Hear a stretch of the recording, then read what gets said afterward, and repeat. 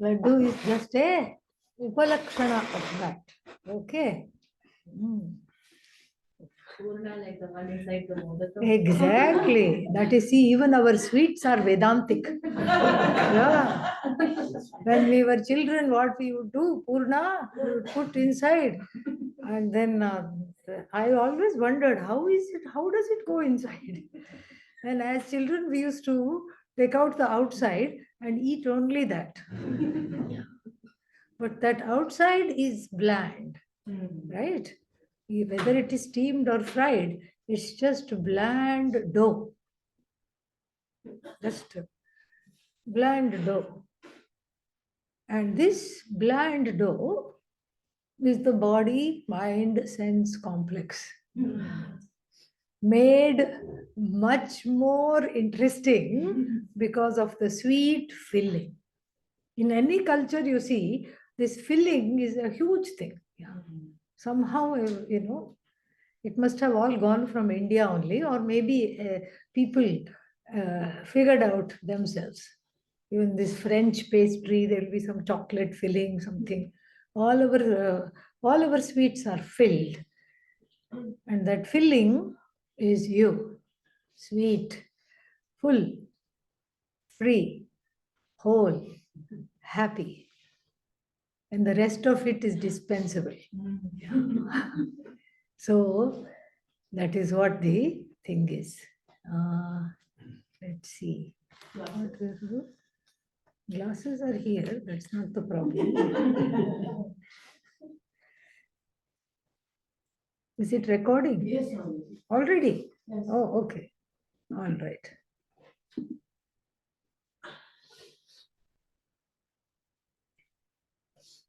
ॐ श्रुतिस्मृतिपुराणानाम् आलयं करुणालयं नमामि भगवत्पादं शङ्करं लोकशङ्करं शङ्करं शङ्कराचार्यं केशवं बादरायणं सूत्रभाष्यकृतौ वन्दे भगवन्तौ पुनः पुनः ईश्वरो गुरुरात्मेति मूर्तिभेदविभागिने व्योमवद्व्याप्तदेहाय दक्षिणामूर्तये नमः।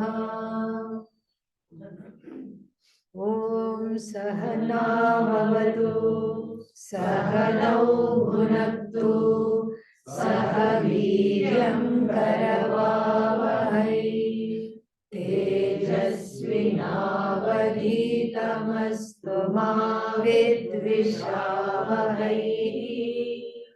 ॐ शान्ति शान्ति शान्तिः। योगेन चित्तस्य बलेन वाचा मलं शरीरस्य च वैद्यकेन योगाकरोतं प्रवरं मुनीना पतञ्जलिं प्राञ्जलिना नतोऽस्मि। आबाहो पुरुषाकारं शङ्खचक्रासिधारिणं सहस्रशिरसं श्वेतं प्रणमामि पतञ्जलिम्।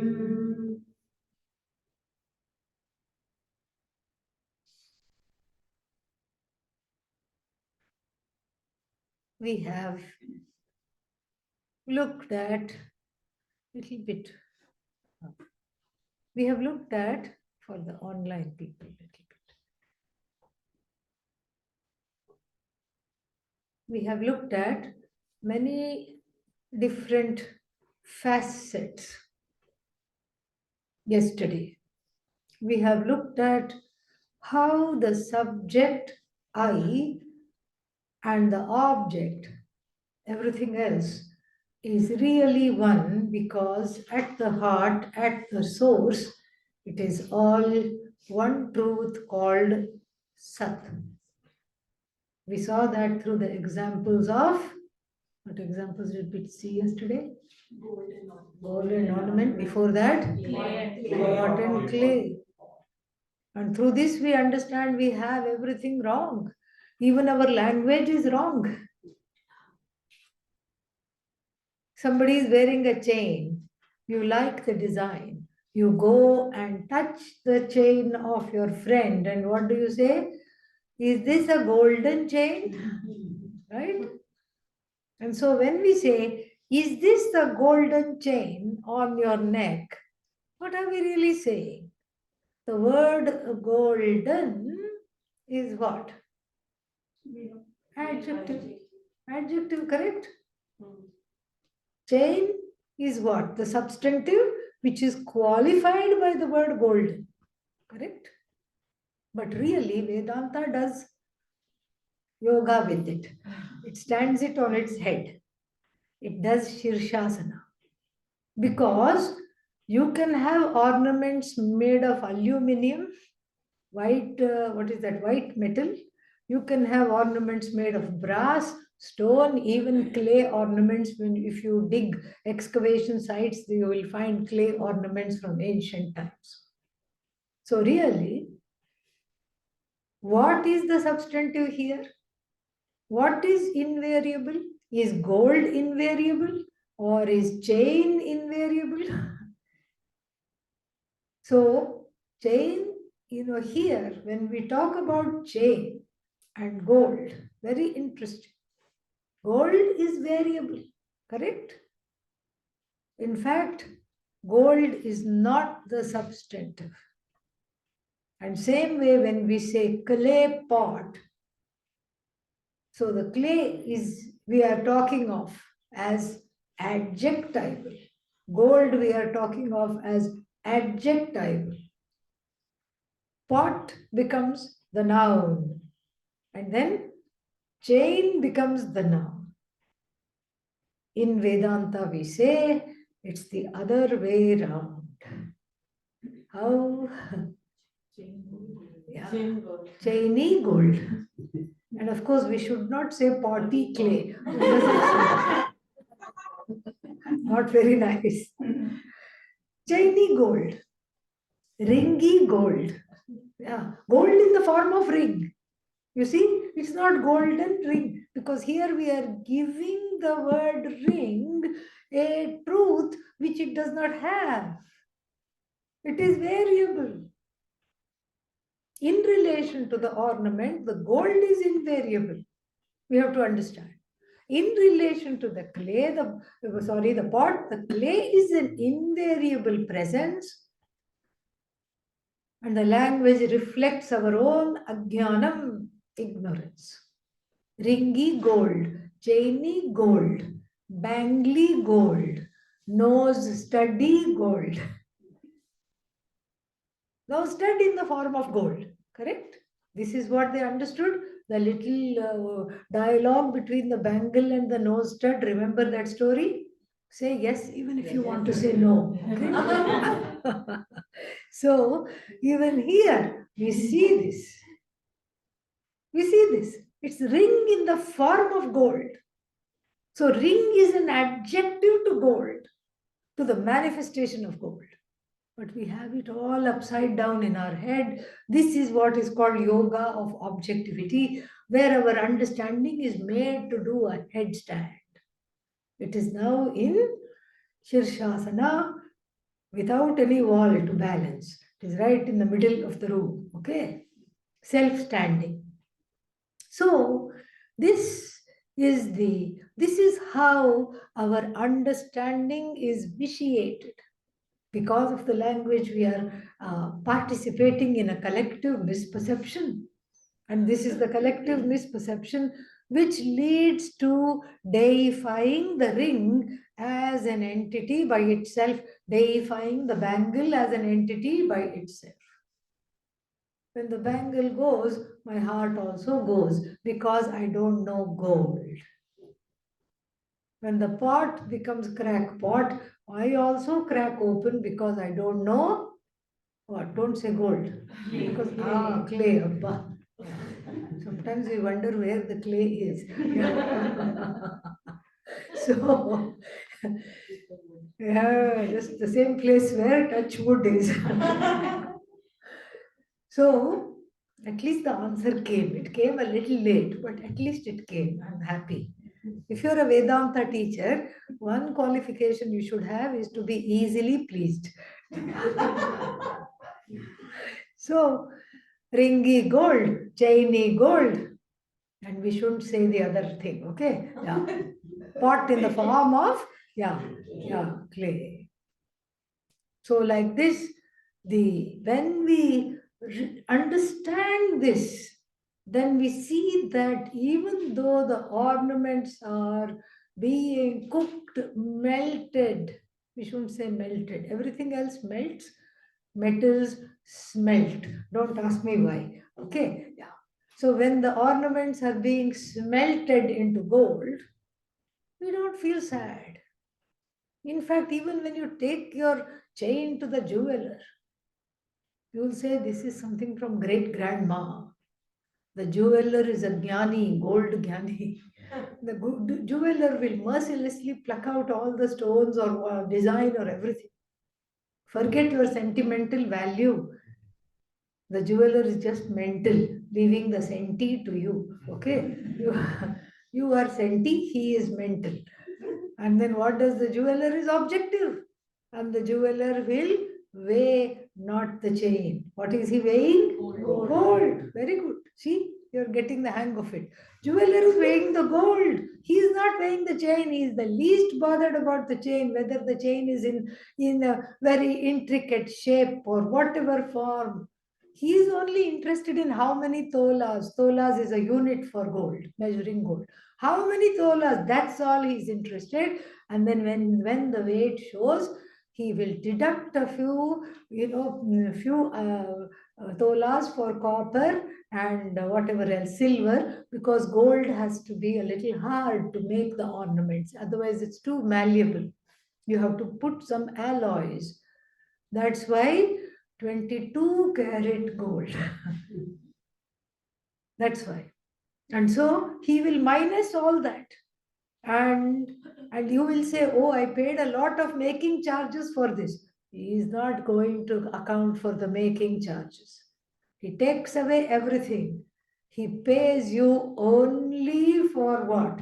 The gold. This is Vedanta. We have to do a few tweaks. Instead of gold, what do we have to put? Sat. Sadeva Somya idamagre asit. In this Jagat was in the form of Sat. It's just like saying these ornaments were in the form of gold. These ornaments were in the form of gold. This Jagat was in the form of Sat. This earthenware was just in the form of clay, now manifest as earthenware and then demanifest back to clay. Similarly, that's what you see a potter throw the clay on the wheel. Especially in India, you don't have in every place the automated wheel. With the hand or the foot, he is operating the wheel. With the foot, he is operating the wheel, he or she, and then throwing it and shaping it. And then, oh, I don't like this shape. Okay. Pachak, you make it into a dough again and then shape it into something else. You shape it into something else. And then you shape it into something else. Only they can do that. You try, and then once I wanted to make a cup. I thought I'll make a cup. It looked very simple when they it looked so simple. I said, okay, let me try my hand at it. I said, this is very easy. I also, with aplomb, I also and I didn't even have to operate the wheel. They were operating the wheel through that. And I thought I was making a cup shape, but then it came out in the shape of a clutch bag. Okay, it folded in on itself.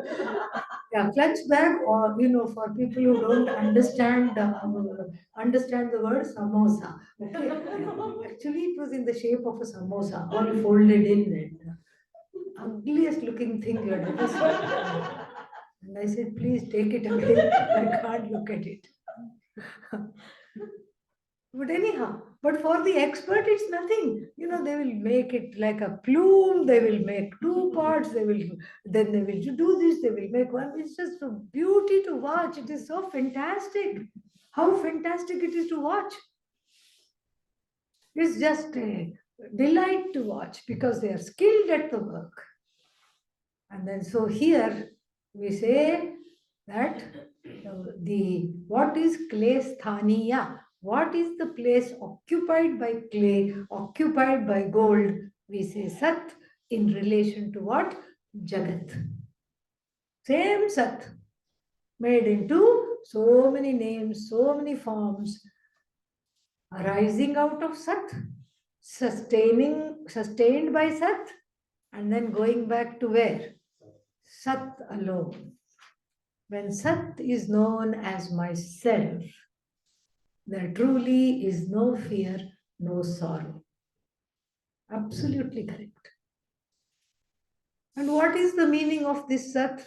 Existence. Sat means is. How many times in the language we use the word is? Flower is, clay is, pot is, gold is, ornament is.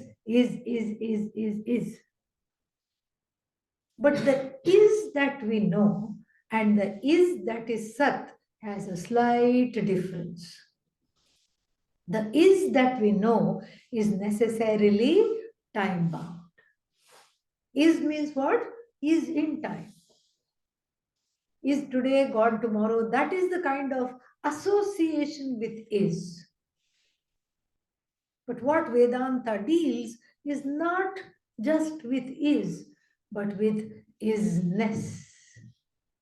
When you make an abstract noun out of is, you wash off the time-bound notions that one has while using the word is. Do you want me to repeat that? Yeah, everybody looked a little befuddled. When you make the word is into an abstract noun by adding is-ness, by adding the word ness, kind, kindness, abstract noun, isness. Isness. What's the difference between is and isness? Is a free floating is that is connected to time and space. Flower is where? Right here, right now, in this particular form. Tomorrow, gone. But when I say, what is the isness of the flower, I'm dealing with an entirely different is. It is an is that is the truth of time and the truth of space.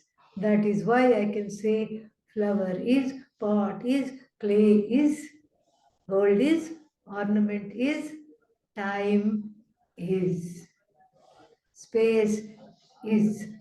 Usually what do we do? Time and space are absolute. We treat them as absolute, even though Einstein hit his head and tried to make us see otherwise. Time is relative, space is relative. That was his whole theory of relativity. But we make time absolute. We make space absolute. We make even the relatives absolute. Yeah, pun intended. So when we say isness, that means we have scrubbed off the notion that is in my head, my own perception of time boundedness and space boundedness has been washed off with adding this abstract noun, isness. So Sat, Satyam, isness.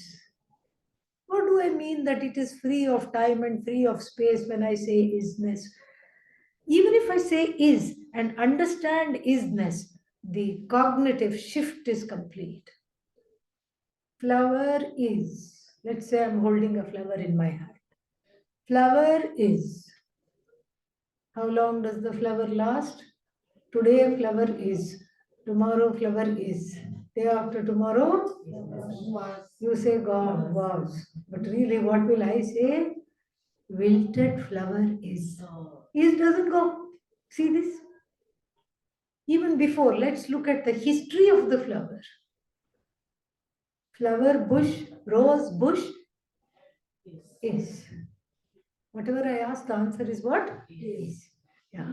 Sometimes even after telling the answer, it doesn't come. Okay. Yeah. Flower bush is. Then one day you see a small bud. Bud is.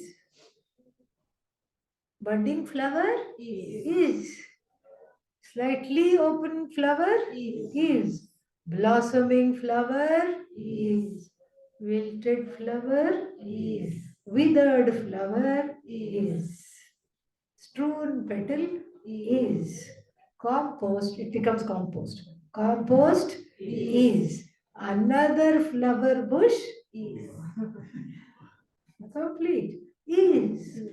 It's is all the way. Do you see how when I make it into isness, when I see this flower as this is that has the isness, has scrubbed off the time and space bondedness or boundedness from this understanding completely. This is so fascinating. It's one of my favorite topics. But then, if you study with me, you will hear me say that about everything. So this is something so wonderful. Is. And somebody might say, yes, all you Vedantins are what? Vachalaha. You are very clever at talking. You can twist and turn anything. You can do whatever you want. And just because you say flower is, wilted flower is, I want to say flower is not. Okay, say flower is not. But you are using the word what? Is. When I say flower is not, actually what I'm saying is absence of the flower is. That is one more reason to study Vedanta. You will never lose an argument. Your whole thinking becomes so logical. When you open your mouth, people say, okay. Yes. Yes, so many more reasons to study Vedanta than just to say, oh, I want to know I'm the whole. Forget that, that is overrated. Yes. Study Vedanta so you have a very objective mind which can out argue everybody inside. And you are the reigning champion. Absence of the flower is. Who is the one that says is? I, S silent. Yeah. I is. That's grammatically incorrect, but you have to understand what I'm saying. I is, flower is. There is a difference. There is a similarity. I is, what is I? Subject. Flower is object. But what is the similarity? Both of them is. Both of them is. No time, no space, no qualifications, nothing. This is what it is. And then one more thing we have to see. Flower is, and then we have to say, what is this flower? We saw this yesterday. Flower is indistinguishable from flower knowledge. Petal is inseparable from petal knowledge. Flower is, flower knowledge is. Petal is, petal knowledge is. Table is, table knowledge is. Wood is, wood knowledge is. Pot is, pot knowledge is. Clay knowledge is. So the knowledge and the existence, the isness and astitva, isness and the knowledge are inseparable. You can't have one without the other. As soon as I say is, then it brings in the knowledge because the two are inextricable. You see it for yourself. Can I look at table without looking at the knowledge that is the table? No. You can any object you can test it out. Everything is.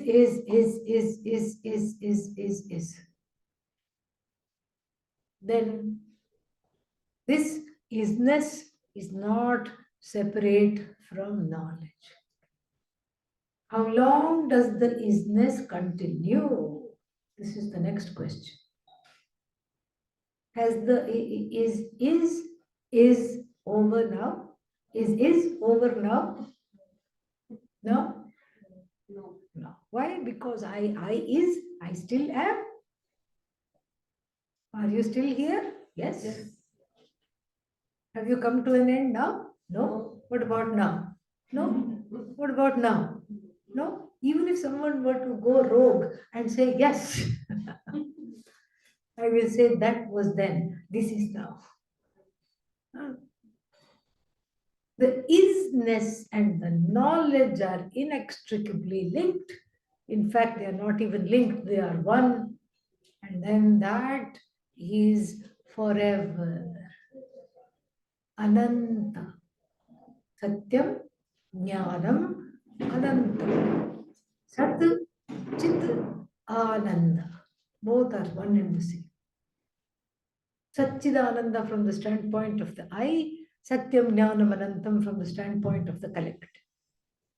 Everything that I encounter is Satchidananda. Satchidananda, Satchidananda. Satchidananda. Everything is Satchidananda. Tree, Satchidananda plus roots, plus trunk, plus leaves, plus branches, plus fruits, plus flowers. Satchidananda. And what kind of a plus is it? It is a value added plus. Like Satchidananda is equal to infinity. Infinity plus root, still infinity. Infinity plus fruit, still infinity. It's all infinite. Infinite with a few features, with a few attributes. By itself, it is attributeless, but it is not shy of any attribute because it supports all attributes, precisely because it is attributeless, nameless, formless. This is what the truth of I is. I is Satchidananda. Everything else is also Satchidananda. So the whole difference between subject and object is just baby Vedanta. In the beginning, we have to make a separation because the two are inextricably, connected. I mistake myself for the not I. First, what is that? I take myself to be the body. I body, not just my body. My body is still objective. I body. If the body is okay, I am okay. If the body is thin, what am I? Thin. If the body is fat, I'm fat. If the body is sick, I am sick. You see how the properties of the body, which is an object, migrate to the I, which is free of the properties of the body. In Sanskrit, they say, Dehe pushte aham pushtah, Dehe nashte aham nashtah. When the body is nourished, I am nourished. When the body perishes, I perish. But that's not the truth. Body may perish, the I does not perish. I does not perish. The I is imperishable. The imperishable I takes on many bodies and many body, mind, sense complexes on the way for its journey. That's all it is. And this we see in the Bhagavad Gita, we see in the Upanishads. And then so we understand that everything is Satchidananda. I am also what? Satchidananda. But how to translate Satchidananda into English? Very easy. Consciousness. Consciousness. Usually, we use consciousness, the word consciousness, as an attribute. Book consciousness and table consciousness. We use it as an attribute. But here, it is the substantive. We can do a little experiment.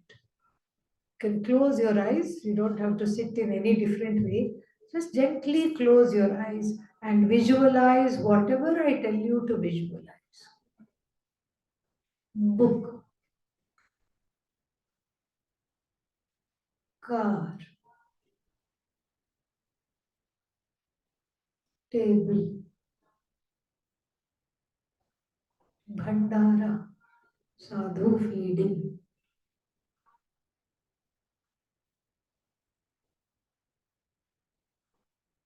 computer, consciousness, orange, raincoat, tree, sun, moon, consciousness, Ganga, mountains, forest, temple, consciousness.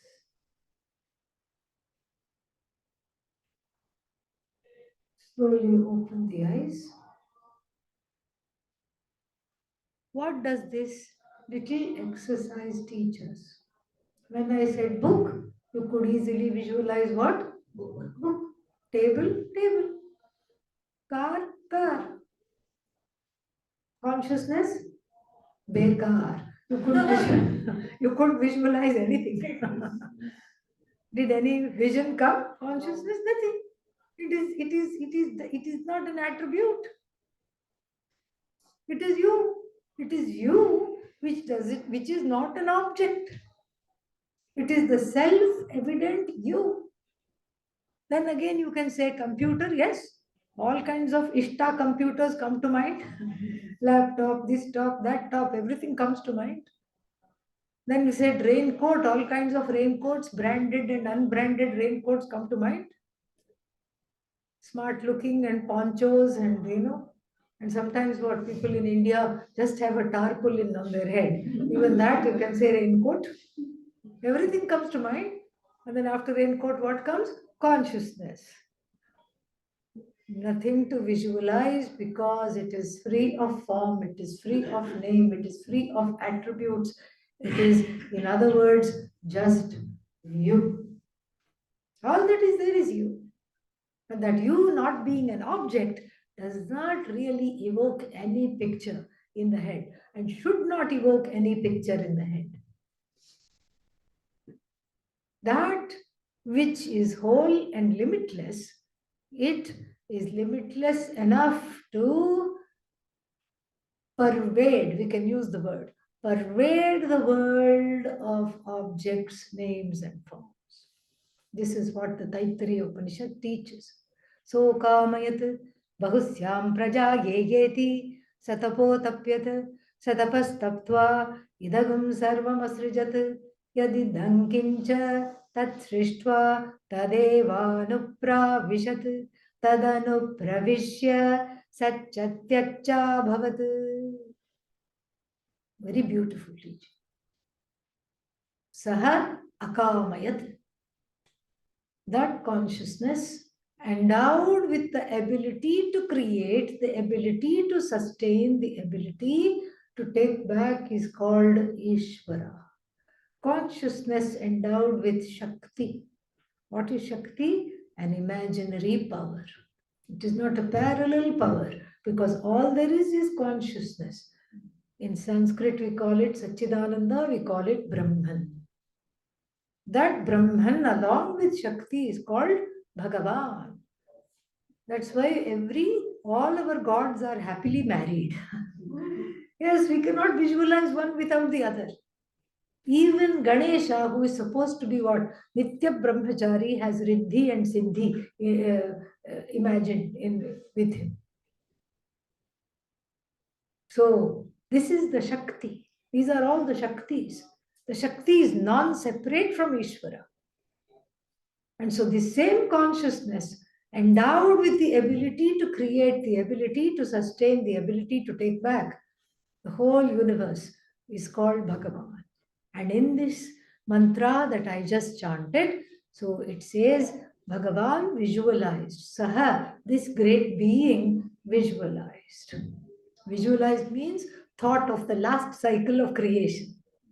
Why reinvent the wheel? The last cycle of creation was flawless. Visualize the last cycle of creation.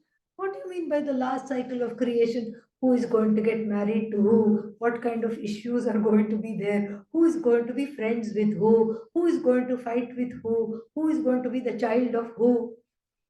All this, not just in one family, that itself is head scratching moment, but the whole Jagat. Who is going to be born in Netherlands and wished, oh, I wish I was in India. I want to come to India. I want to study Vedanta. Must have been an Indian in the last life. I want to go abroad. Oh Lord, please send me abroad. Who is the one who says, I wish I was born in a man's body? What is this? So many difficulties. You have to pain all the way, labor pain, this pain, that pain, and then everybody disses you. This is a American terminology for disrespect. Okay, everybody disses you. Everybody does this. Everybody does that. I wish I was a man. I could just throw my weight around.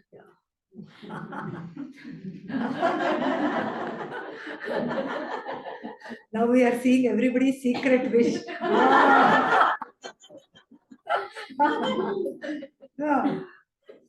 Then you think, how come this person is in a female body? Why is this person in a female body? Perhaps the last life they were a man and they threw their weight around, and Bhagavan said, experience what it is like. Next life, have some labor pains and see where you go. That's how the war of the sexes goes on and on and on. This is so interesting.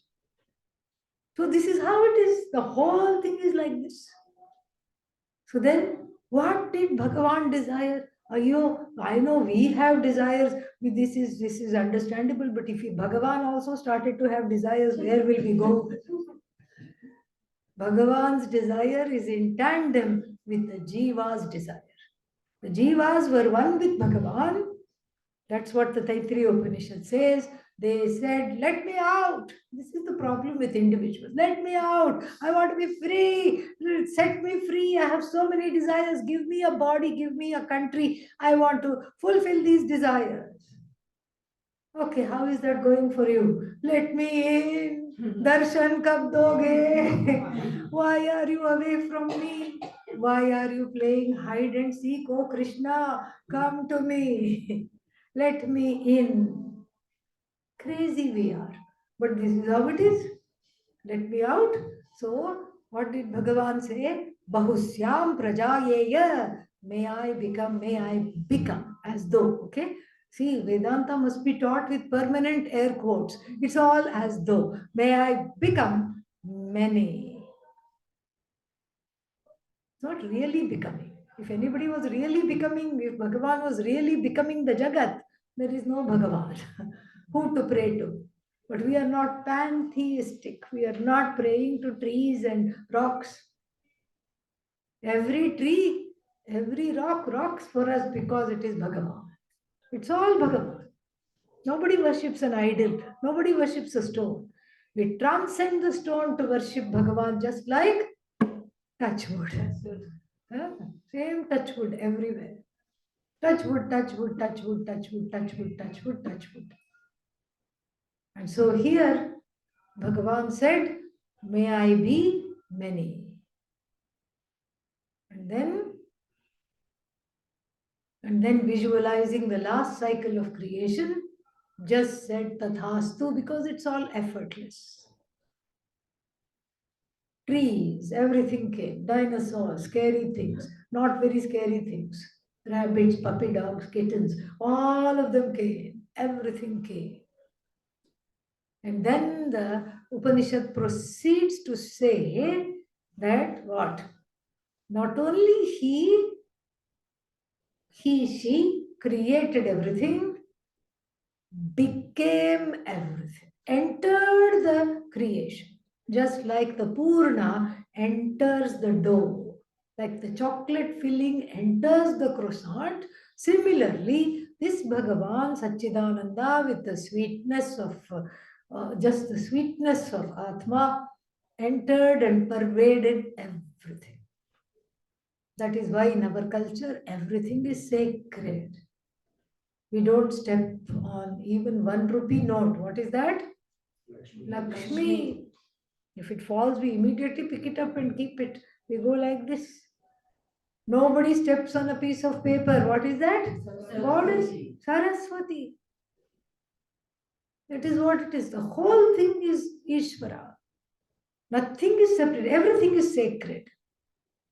And this is the creation cosmology. We are not interested in what came first, what came second, what came third. We are least bothered about that. We are understanding the truth of everything is this Bhagavan, whose essential truth is Satchidananda. How to assimilate this? When you go to sleep, don't do that now, okay? We're at a very important junction. When you go to sleep, and then what happens? You have a dream. In the dream, you are sitting in front of the teacher studying Vedanta. Because that's what you've been doing for the last few days, so same dream may come. And then the teacher is asking questions. None of the people in the class know the answer except you. You have your hand up for everything. Yes, I know. It's all as though I know. And you are all exhilarated. And then you strut around among your classmates, co-campers.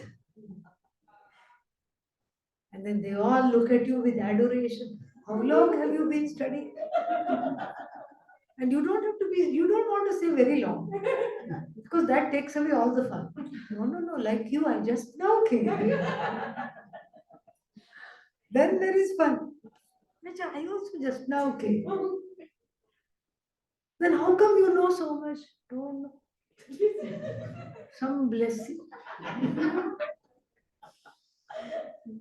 And the alarm clock rings, you barely make the morning yoga class because you don't even have time to revel in the dream. You rub the eyes and then say, ah. So, in this dream, in this wonderful dream that you had, that you are what? You are a Vedanta. What is that called? Proficient Vedanta student. You had this dream. So, in this dream, everything is you. Think about it. The classroom where you're sitting is what? You. It's not that you're really sitting in the classroom. Otherwise, when you woke up, you will be here, not in your bed. And all the people will also be here. And they'll be irate with you. Why did you dream of me? Why did you drag me here? But you are in your bed happily. You have projected the world, this world of Vedanta camp, and then you have given yourself a body which looks like you, and then you have given what? Everybody else also a body. And you are you, and everybody else is also what? You. That same consciousness, that same awareness, your friend, the other co-campers, all you. Even the inanimate objects, the classroom, you. And who is the teacher? You. You have projected the teacher. And then the questions the teacher asks, what is that? You. The answers that you know, you. And when everything folds up, because the alarm clock rings, where does it go? Back to you. In the same way, the entire Jagat, you can't say is a dream of Ishvara, is a projection of Bhagavan. Projection of Bhagavan. Projection, manifestation, demanifestation in different cycles. That is all that there is. And knowing this is objectivity. Now we come, if this much is understood, now I had promised. What had I promised? practical tips that we cannot forego. If this much is understood, we can make a little segue into understanding the practical tips. If the whole world is nothing but Ishvara, starting with my own body, mind, sense complex. Sometimes we forget the body and we say the world out there. The world out there begins here with this body. All Ishvara. Body is Ishvara. That's why we say what? Deho Devalaya Proktaha. The body is said to be a temple. Deho Devalaya Proktaha. You can repeat. Deho Devalaya Proktaha. Jivo Devas Sanatanaha. Jivo Devas Sanatanaha.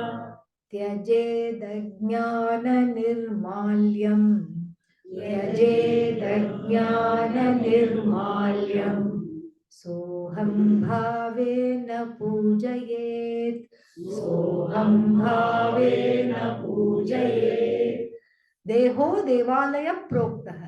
This body is said to be a temple. And who is the indweller, the one who says I? This jiva is actually Bhagavan sitting. The indweller of this body is Bhagavan. Because Bhagavan indwells everything like the sweet filling in all pastries. So the indweller is who? Bhagavan, Ishvara. And who is this Bhagavan? Sanatana, never ending, never dying truth. How to see this Bhagavan? How to go inside? Should I open my heart like Hanumanji and show Rama Sita, because this is how they have paintings? What will you get except some blood vessels and everything? How to see this Bhagavan? For this darshan, this inward darshan, what needs there is two things. One is we need the light of the Shastra. Like to see the rope and not be scared of it, we need the light. We need the light in the form of the Shastra, because that is, that place where Bhagavan resides, if it can be called a place, the buddhi, the antahkarana, is a dark place. I don't know it very well. Dark because it is unknown. And it is full of bats of doubt, stalactites and stalagmites of raga and dvesha, desires, strong preferences, strong prejudices. This is what it is filled with. So therefore what? So therefore I see this very, very well. I see this. And therefore I need the light to see that Bhagavan is right there. Light of Vedanta Shastra, the light of the Pramana, the means of knowledge called Vedanta, that has to illumine my journey. Means Shravanam, listening. Then the other thing that is needed is to take away the notions, the subjective notions that do not belong have to be taken away. Like when you do puja in the morning, you go to the temple, you will see, if you go early enough, you will see that the nirmalya means dried out flowers from yesterday, is called nirmalya. Tyajet. What does the priest do? Take all the flowers and put it in a basket. It is not used again. Because that nirmalya is equal to my own ajnanam, not knowing the truth of myself. Tyajet, I take away that ajnanam, and then what does the puja look like? Soham, saha, aham. That Bhagavan is myself alone. This is the puja. So that is why Vedanta is a journey from Hoham to Soham. Okay? Yeah. First it is Hoham. Yeah, been there, done that, been there, done that. Why me? Why this? Why that? Bored. Hoham.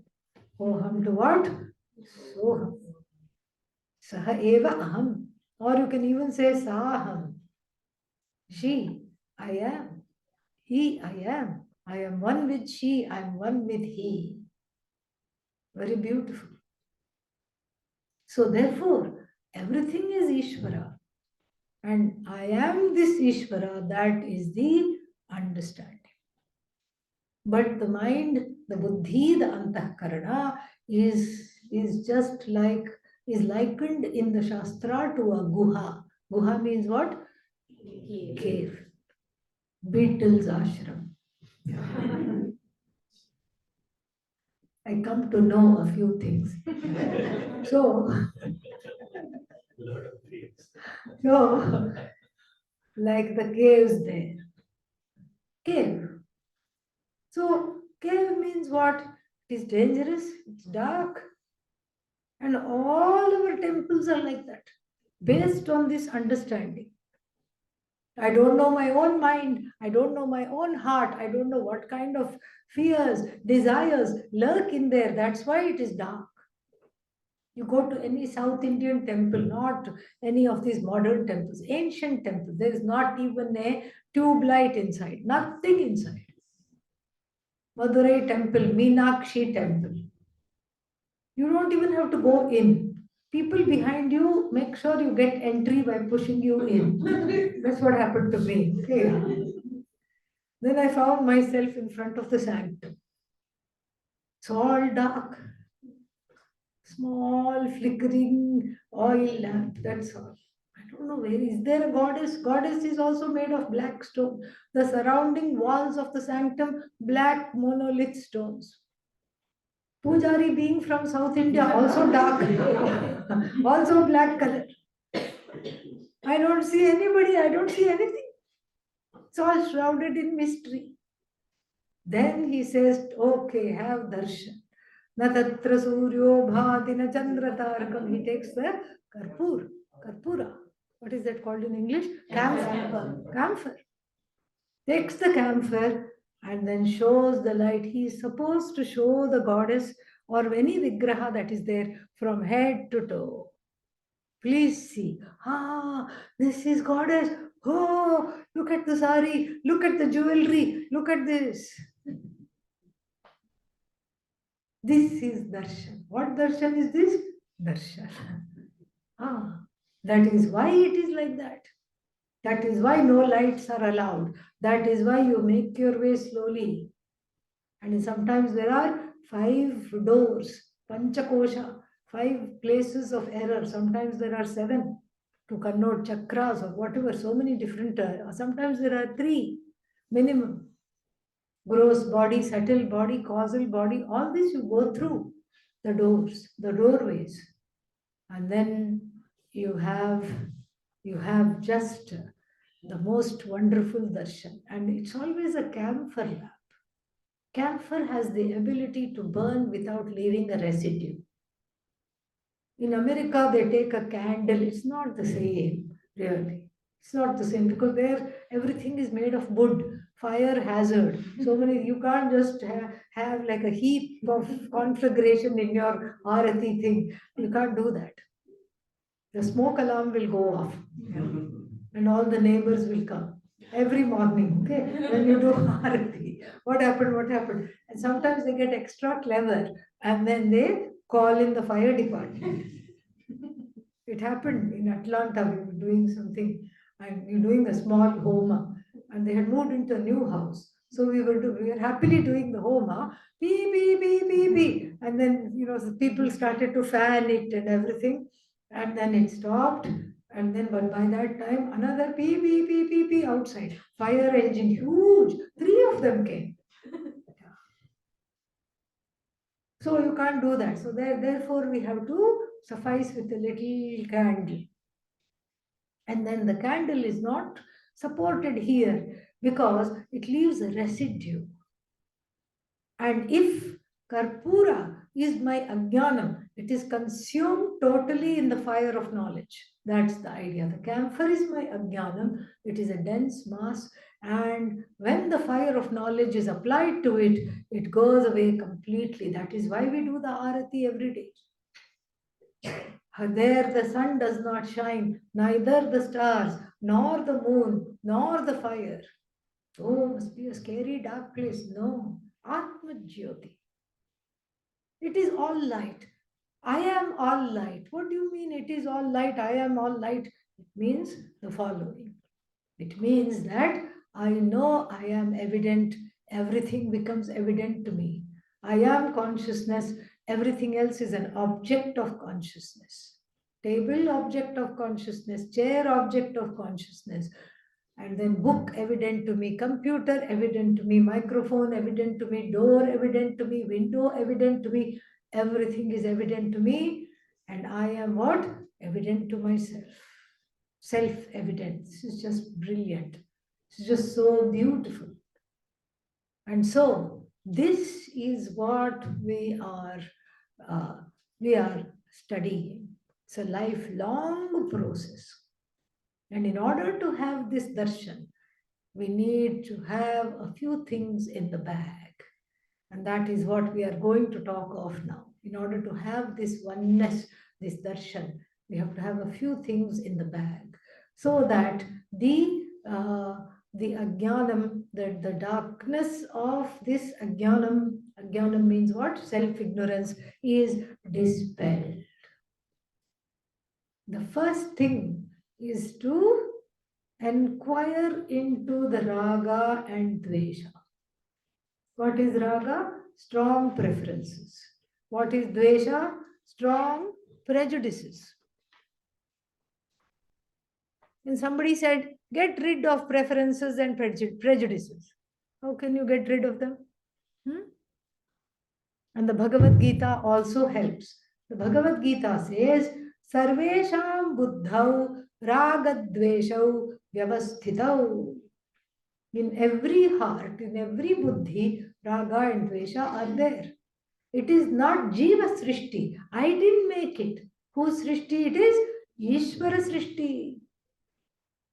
Oh, yippee, that means I can have a lot of raga dveshas. No, read the fine print. Next line. Tayor vasham na agachet.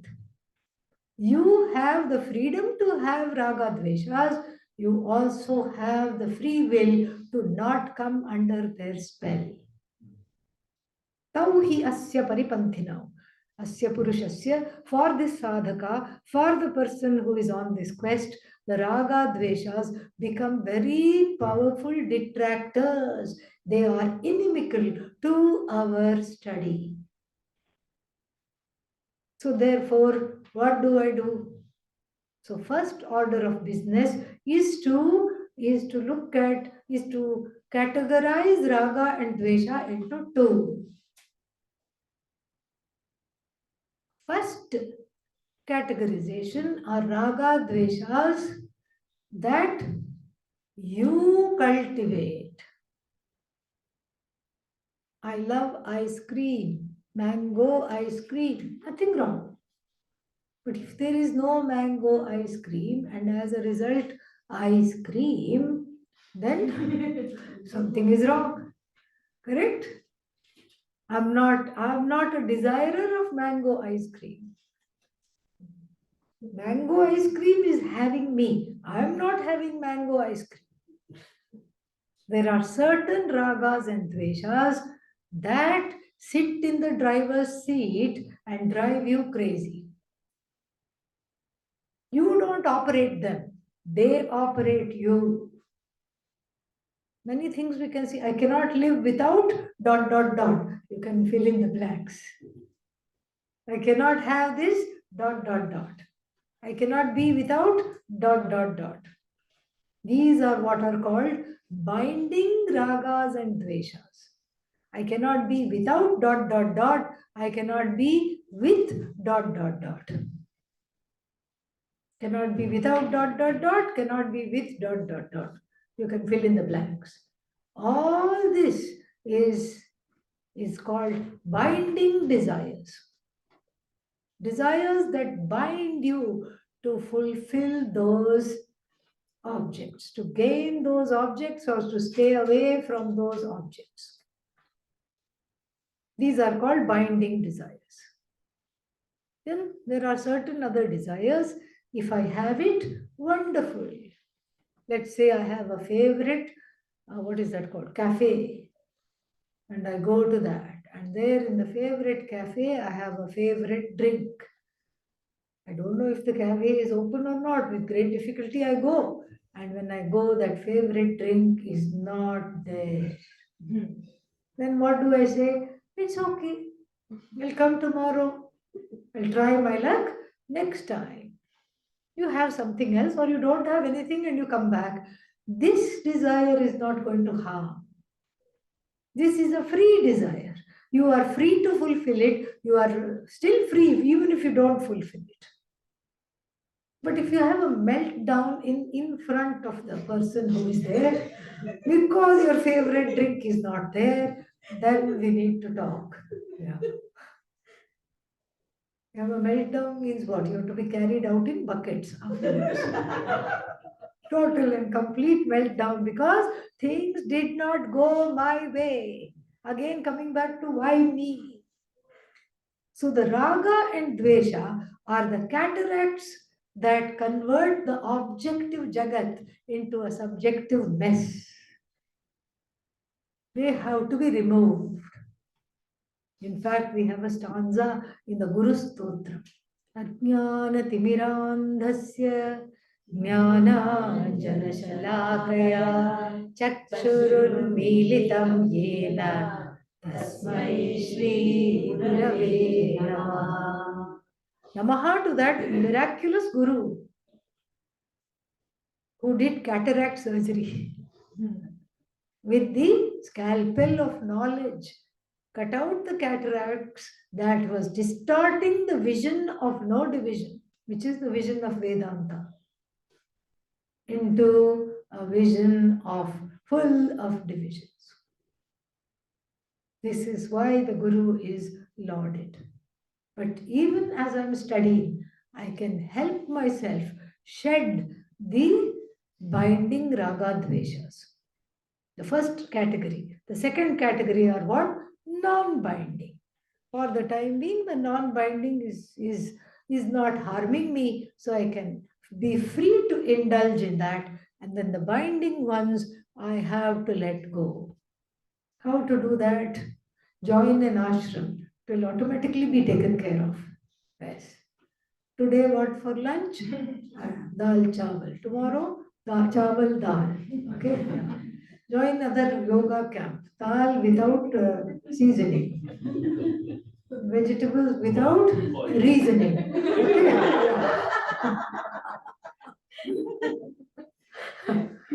See, now you understand Aishwarya's thinking. She's very clever. Now you understand the reasoning behind why all this, what is that, food, this kind of food.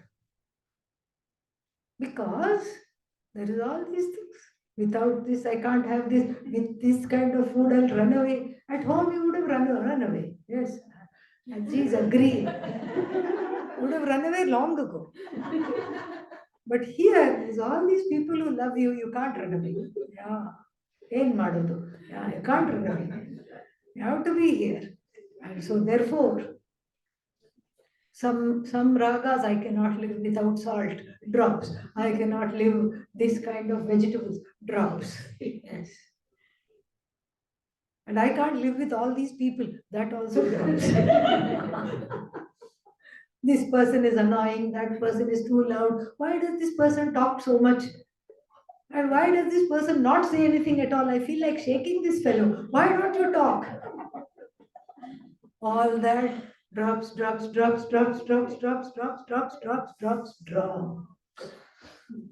All that drops. Everything drops.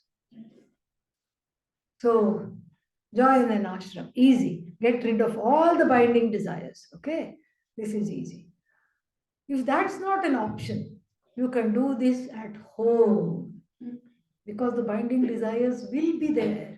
And they will say, boo, like a ghost. At any time, they will haunt you. And they will say, fulfill me right now. Propitiate me. And so, one way to deal with the binding desires is to give them what is that called? Deferred gratification. I have to have this now. If you say, I'm not going to have this, then guess who is the victor? You or the desire? Desire is the victor. You say, yes, yes, I'm going to give you this, but after 2 hours. You tell it that. After 2 hours. 2 hours you do something. Take a brisk walk, go take some photographs, go help somebody, go do something else. And something where your mind is totally occupied.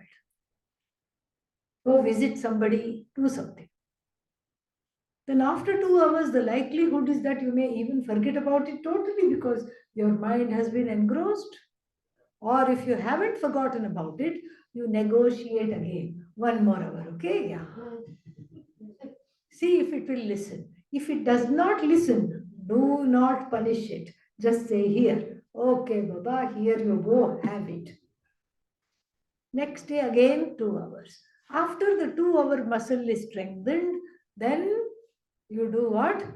3 hours, 4 hours, half a day, 1 day. I'll have it tomorrow. I'll have it tomorrow. And one thing we know about tomorrow? It never works. Exactly. It never comes. So you don't have to worry. But if the raga dvesha are very stubborn, you give it to them tomorrow. Raga dvesha are like wayward children. They are like children. They have to be treated like children. The child doesn't understand. You can't have this. No. Okay. Mummy will give you this after 2 hours. Tomorrow. Something like that. Today, you have had enough. You have it when? Tomorrow. This is how we learn to grow up the ragadveshas and become emotionally mature. So deferred gratification helps. Being with other people who practice in the family also helps. Just like when you're on a diet, if other people are piling on the carbs and the sugar, you can't do it. Your diet is gone even before you start it because everybody else in the house is not doing this. Similarly, with Raga Dvesha, you can't call it control. Raga Dvesha management, you have to have your satsang, you have to have a group of people with whom you practice. And even if you don't live with them, check in with them every day. Exchange the phone numbers, check in with them. How is this going? How is putting the Raga Dveshas on a diet going? Then you feel a little more, strong. Then still, even after having all the resources of companionship, of deferred gratification, whatever other psychological resources are there to trick the raga dveshas, they still proliferate. So all the raga dveshas that I cannot manage must have a place where I can put them. And what is that place? That is called the altar of surrender at the feet of Bhagavan. That is where the raga dveshas that cannot be managed belong. You can tell Bhagavan, who put it in my head? You. Take it back. Take it back. You deal with it. Why are you making me deal with it? You take it back. You deal with it. You do this. You take back the raga dveshas. That's why it is called Taraka Mantra. Hare Rama, Rama Rama, Hare Hare, Hare Krishna, Krishna Krishna, Hare Hare. Taraka means that which makes you cross the raga dveshas. This is unlike any other mantra. Every other mantra has Namaha. Om Dum Durga Yai Namaha. Om Namah Shivaya. Om Namo Bhagavate Rudraya. Om Namo Bhagavate Vasudevaya. Namaha is there. Here there is no Namaha. Hare.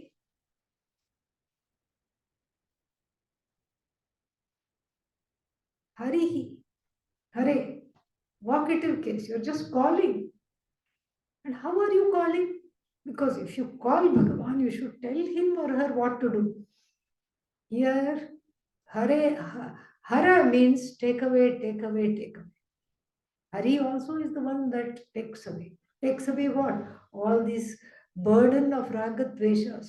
The ragadveshas sit in the mind and cause distortion. All the distortions, all the subjectivity. Take away, take away, take away, take away. So I command dear Bhagavan to take away, take away, take away. It's just like, when you wake up on the train in India, when you're going on a sleeper train, you wake up, it's between 4 and 5 o'clock in the morning. And then you can't go to sleep. There's all this, some station has come, there is a lot of noise. And on the station, these fellows come with big kettles and small cups. They don't say chai. In fact, in South India, they don't even say coffee. They're very clever. E. E. You are sleepy. Coffee? Coffee. And the person in the top berth, tea, tea. And then he goes in the next compartment. E. Very clever he is. So you don't have to call him by his name and say, give me coffee, because you're not even awake to do that. In fact, his name becomes your favorite brew. Hey, coffee, you call him. Hey, tea, you call him. So here you call Bhagavan, take it away, take it away, take it away. The prayer helps like nothing else.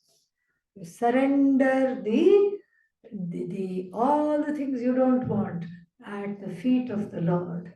Just say, let it be like, let it be toothless. Let it not bother me. Let it not come in the way of my emotional growth, my maturity, my spiritual quest. Let it not come in the way. Take it away, take it away. You have to try it. This is the best form of prayer. Take it away. I don't want it. I can't handle it. I don't know what to do with it. You put it there. Who else will take it away? You take it away. This mantra is very powerful. You can keep chanting it. Doesn't take a lot of time. Cooking, cleaning, going to office, coming back, and sitting quietly. You can keep chanting. It's called Taraka mantra. It makes you cross over the ragadveshas. If you don't cross over the ragadveshas, you will become cross. Yes, that's why we need to cross over the ragadveshas. Absolutely essential. Absolutely essential. So this mantra has that power, and at home you have to have a simple altar. Don't make it complicated.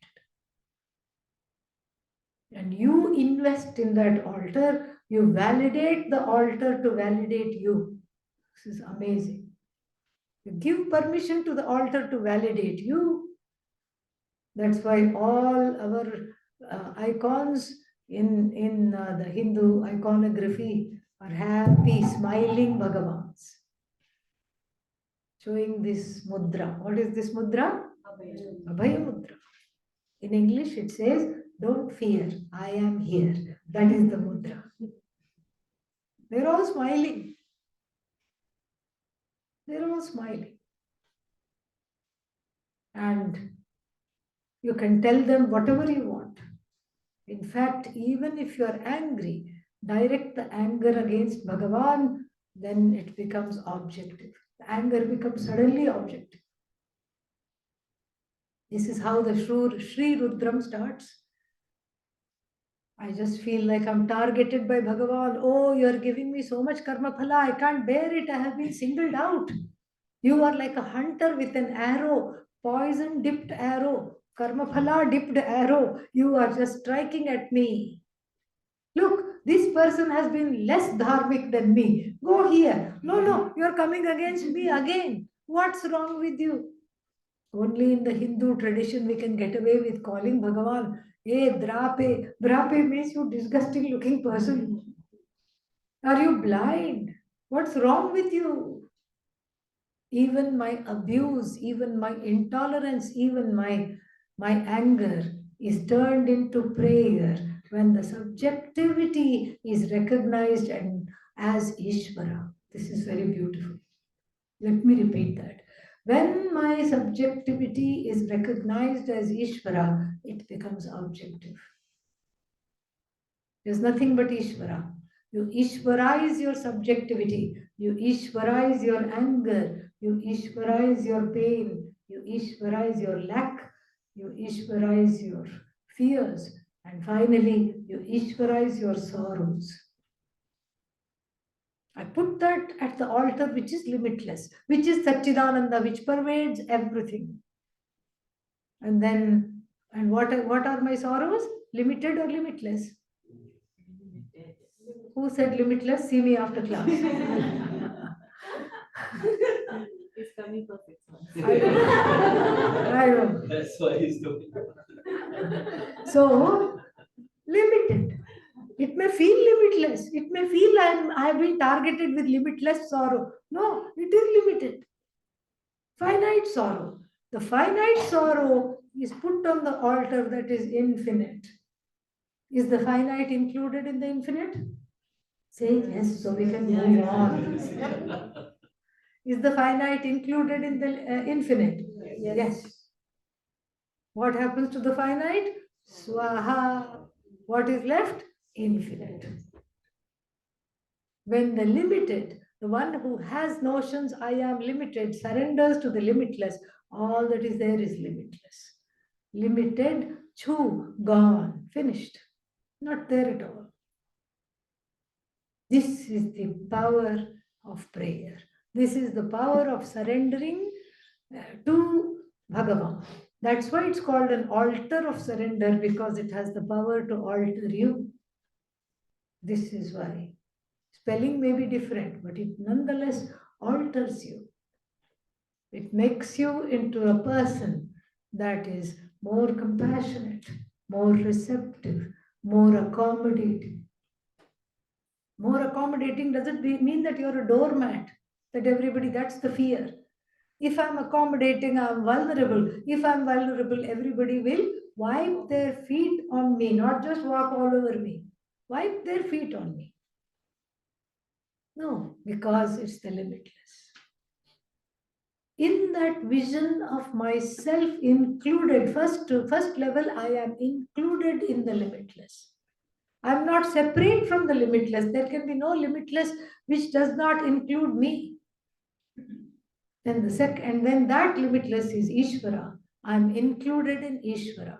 Everything is Ishvara. My own pain, my own sorrow, my own subjectivity is also what? Ishvara. When I Ishvarize the universe, when I Ishvarize my subjectivity, then what happens? Suddenly it's all objective. I'm no longer looking at subjectivity. I'm not looking at my anger about a small thing that I didn't get when I was 5 years old. My sibling burst my balloon, literally, okay, when I was 5 years old. If that were to happen, even at 50, if somebody gave you 50 balloons, you will still want that balloon, which cannot be had. This is called a frozen need. The unconscious mind, which is the inner child. The inner child is a series of embodied wants that could, the unfulfilled and unfulfillable. I wish my father was this way. Well, he isn't. He wasn't. What are you going to do? You can't whip him into shape. You can't do that. I wish my mother was different. You can wish, but will she become different? No. I wish I had more friends. Well, you don't. So, what are you going to do? I can make more friends. Okay, that's good. But you can't just sit and wish and sit in that pain. You can't alter the past. You can't alter other people. You can only alter one thing, yourself. That is what the yoga of objectivity is. I alter myself. I choose to change myself to become a less demanding. Why should we settle at less? To grow into a non-demanding, non-complaining, accommodative, compassionate, and finally, an objective person. This is what it is. Then nothing touches. One person came to Pujya Swamiji in a satsang. He was from America and he used an expression. Swamiji, I'm very kind to everybody and I'm just screwed. Screwed means taken advantage of. And Swamiji, without blinking a lid, blinking an eyelid, he just said, lose the threads. When the screw doesn't have threads, nobody can screw you over. Nobody can take advantage of you. Lose the threads. What are the threads here? The reactivity is the thread. Lose that reactivity. Let it go. When I let go, then what happens? I grow. I let go in order to grow. When I let go, I grow. Letting go stops me from getting low. Okay. Om Purnamadah Purnamidam Purnat Purnamudachyate Purnasya Purnamadaya Purnamevavashishyate. Om Shanti Shanti Shanti. Hari Om Shri Gurubhyo Namaha. Hari Om. Let me put on my oranges and then we can take some questions. Here is one question online. Satchidananda from the standpoint of the individual, Satyam Jnanam Anantam from the collective. Can you please elaborate? Okay, yeah, that's not hard. It's just a nomenclature. So, Sat Chit Ananda. The key word here is Ananda. Why? Because I don't know the meaning of Ananta. Limitlessness, who knows the meaning? I only know happiness. I want happiness. So the word Ananta is translated into Ananda. That's all. So Satchidananda because I want Ananda, and then Satyam Jnanam Anantam to put it a little more objectively. That which is Ananda is Ananda. It's only the Upanishad helps us by coming down to our level and talking our language. Therefore, she says Satchidananda. Okay, hope that is clear. And any other questions here? Yeah. This is from the first class. Sure. So we were talking about self-loathing. Self-loathing, yes. Yesterday we spoke about pride. Yes. So I have seen and experienced self-loathing and pride coexisting. Yes. How does that happen? How can, very nice question. How can self-loathing and arrogance or pride coexist? Very simple. The self-loathing wants to not be seen as self-loathing, so it grows into pride. It grows a tree called pride. That's what it is. The roots are self-loathing, self-questioning, self-judgment. And then the tree is just blossoming and saying, Tada, look at me. I'm wonderful. I'm the best, east or west, because this happens every time that there is insecurity. The person, generally the modus operandi is to hide the insecurity under a veneer of self-confidence. We How see do we this not all the let time. that happen? How do we not let that happen? Be vulnerable. Go in a group and just say, I'm so dumb. I don't know anything. Just say, I'm idiotic. And then actually it's wonderful because everybody will pat you on the back and, no, you're not that bad. You're not as bad as you think. Acha hai na? It's nice. Yeah, it's good.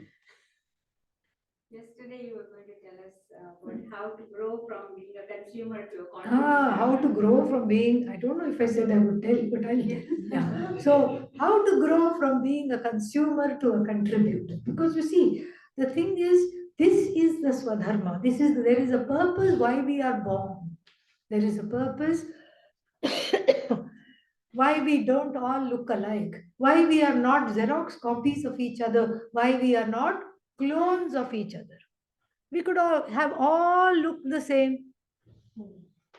but we all look different. We all look funny. Sometimes we have what is called, what are they called? Doppelgangers, meaning some kind of a carbon copy will be there somewhere. They say everybody has a doppelganger, but that's an exception. The rule is everybody is different. Some people in a male body, some people in a female body, some people in a transgendered body. So many bodies, so little time. In a Dutch body, in an Indian body, in a Sri Lankan body, so many bodies. And then, this being the case, there must be a purpose because this universe is an expression of Bhagavan's knowledge, intelligence. And intelligence rests in a conscious being. And everything is here for a purpose. You don't find anything that is purposeless. Even the appendix, which doctors love to remove, and they say, oh, it has no use. Actually, they find in ancient Chinese medicine, Ayurvedic medicine, they'll say the worst thing you can do is get your appendix removed. Apparently, it has so many ways in which it stabilizes the whole colon and everything. We think it's useless. And same way, the person who wants to have a garden says this is a weed. The weed doesn't think it's a weed. The weed says, I'm very good for the liver. Eat me, boil me, dandelion. So, like this, everything has a purpose. Even the most useless thing in the whole world has a purpose. And so, what to talk of me, the conscious being, coming in this particular iteration? I too must have a purpose. And what is that purpose? First purpose, of course, of a human being is to gain this knowledge. That is why we have been given a human life. Otherwise, we would all be dogs and cats. Simple. Fighting and then chasing each other. And sometimes when nobody is available, chasing our own tails. Why aren't we like that? Why do we have a human body? The ability to reason, buddhi, the ability to desire, the ability to become better, the ability to cast off, the desire to cast off this ignorance, the desire to understand myself as whole. Why is it there? Because it is appropriate for a human upadhi. This is what it is. And so, therefore, I celebrate this and turn towards Vedanta. That is definitely, that's the common purpose. Plus, there are some specific purposes why this particular body at this particular time in this particular country. That's where we can see how I can contribute. The more I contribute, the happier I am in the everyday, even without Vedanta. Because see, somebody who keeps asking and consuming all the time is a very sad and a scared person. Look at the body language of the person who is a wanting person. Please give me. Doesn't even have the voice to say, give me, please. I'm so sorry, I'm asking, please give me. This is the demeanor of the taker. Look at the demeanor of the giver. Happy, confident, here. I'm so happy I can give you this. Very different. So when you give, you grow. When you give, you are more, that self-loathing goes. When you give, you are one with everything. And that's how you grow. Saved by the bell? Yes? Not saved, but cut short. So I have some prasad, have it. What's the program for tomorrow? Swamiji, okay, it's 9 o'clock. 9 o'clock? What shall I do at 9 o'clock? Nothing, just come to the yoga. Come to the yoga. Okay, that I can manage that. Yeah. Please, yeah. Swami, there's another online question. Question, read it, dear. Read it. If Sukha and Dukkha are expressions of mind, Yeah. how is Ananda different from Sukha? How is what different? Ananda. How is Ananda different from Dukkha? From Sukha. Same. Ananda without limits. Sukha, that becomes Sukha. Sukha means dried up.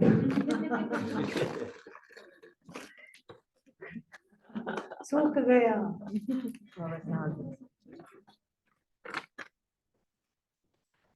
Thank you so much.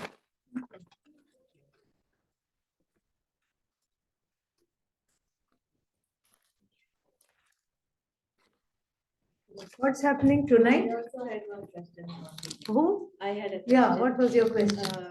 When somebody is doing something wrong, Yeah, like when you were saying, become non-reactive, yeah, but somebody is doing something very wrong. yeah.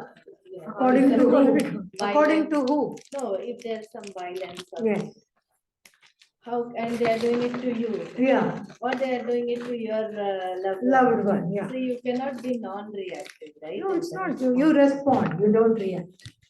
Reaction is automatic, impulsive. Response is well thought out.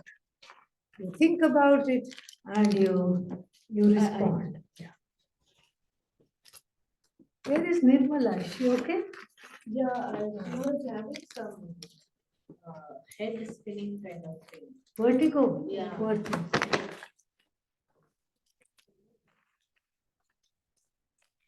Tonight we are going to just sit and What is plan today? tomorrow. We're just going to sit and plan Oh, tomorrow. you're going to sit and plan. Wonderful. Love it. I had one more doubt. Yeah, tell me. How can one cultivate bhakti? Yeah. Seconds, anybody? Yeah. Okay. How to cultivate bhakti? Fake it and make it. Even if you don't feel bhakti, just say to Bhagavan, I'm feeling like I'm faking it. I don't feel anything standing in front of you right now, and help me. That's what you say. I'm going through the motion. Here I'm ringing the bell. Here is an arati for you. You who? Just say that. Yeah. She got. It has been a delight and a pleasure to talk to all of you. Yes, may our paths cross soon again.